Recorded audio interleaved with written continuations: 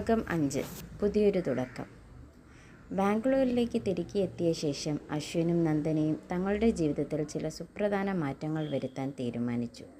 ലക്കിടിയിലെ യാത്ര അവരെ പല കാര്യങ്ങളും ഓർമ്മിപ്പിച്ചു. നന്ദനയ്ക്ക് കൂടുതൽ ശ്രദ്ധ കേന്ദ്രീകരിക്കണമെന്ന് തോന്നി. അശ്വിനാകട്ടെ ജോലിയോടൊപ്പം സ്വന്തമായൊരു സംരംഭം തുടങ്ങുന്നതിനെക്കുറിച്ച് ആലോചിച്ചു. ഒരു വൈകുന്നേരം അവർ ബാൽക്കണിയിലിരുന്ന് ചായ കുടിക്കുമ്പോൾ അശ്വിൻ തൻ്റെ ആശയം നന്ദനയോട് പങ്കുവച്ചു.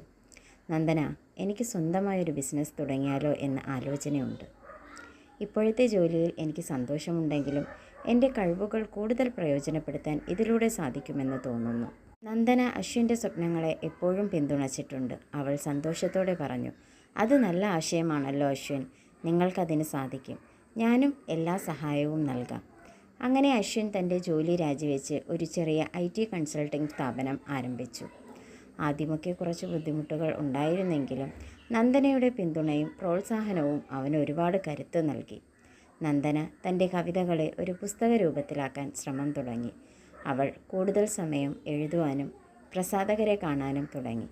അവരുടെ കഠിനാധ്വാനത്തിൻ്റെ ഫലമായി താമസിയാതെ അശ്വിൻ്റെ സംരംഭം വളർന്നു. നന്ദനയുടെ കവിതാ സമാഹാരം പ്രശസ്തമായ ഒരു പ്രസാധകരാണ് ഏറ്റെടുത്തത്. പുസ്തകം പുറത്തിറങ്ങിയതോടെ നന്ദന ഒരു എഴുത്തുകാരി എന്ന നിലയിൽ അറിയപ്പെട്ടു തുടങ്ങി. അവരുടെ സ്വപ്നങ്ങൾ യാഥാർത്ഥ്യമായപ്പോൾ അവർക്ക് പറഞ്ഞറിയിക്കാനാവാത്ത സന്തോഷമുണ്ടായി. ലക്കിടിയിൽ നിന്നും ബാംഗ്ലൂരിലേക്കുള്ള അവരുടെ യാത്ര വെറുതെയായില്ല.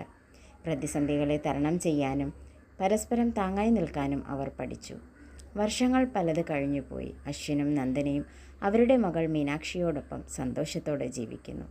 അവരുടെ ജീവിതം സ്വപ്നങ്ങളും യാഥാർത്ഥ്യങ്ങളും ചേർന്ന ഒരു മനോഹരമായ യാത്രയായിരുന്നു. ഇരുവരുടെയും സ്നേഹവും പിന്തുണയുമാണ് അവരെ ഈ സന്തോഷത്തിലേക്ക് എത്തിച്ചത്. ഏതൊരവസ്ഥയിലും ഒരുമിച്ചുണ്ടെങ്കിൽ ജീവിതം എത്ര മനോഹരമാക്കാമെന്ന് അവർ ലോകത്തിന് കാണിച്ചു കൊടുത്തു.